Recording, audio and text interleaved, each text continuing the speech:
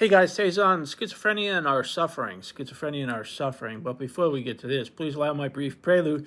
As you know, I conveniently recorded it for our mutual comfort, our mutual convenience, and our mutual luxury.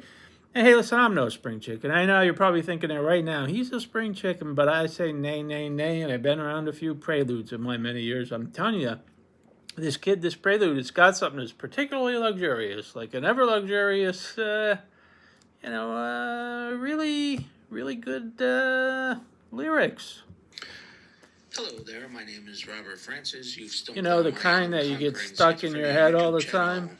Where me and the bird. I've had the same song for like 20 months in my head.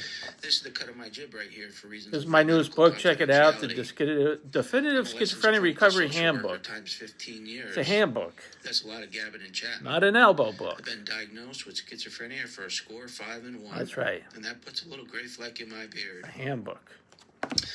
Thank you for joining me on my channel. No, it's a topic. It's a topic.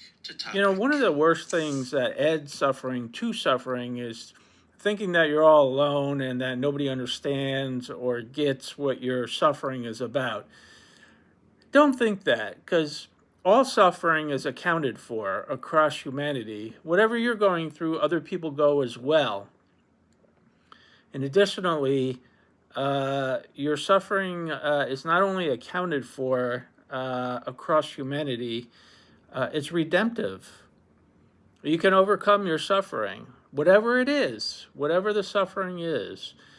You can redeem yourself and learn to live with it. It may not go away. Schizophrenia, the horrors may not go away, but you can kind of come to some peace with acceptance of it. And with that acceptance, with an ability to know that you can cope with it. Everything that we suffer across humanity, it's shared in a way.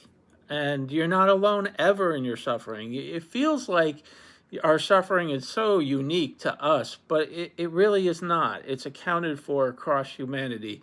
So you're never alone. And additionally, your suffering is redemptive. You can overcome it. You can learn to live with your suffering, and you can also come to some sort of peace with it. You really can come to a peace with it. It's not going to go away, but then you're like, yeah, I don't really care anymore. I don't really care anymore.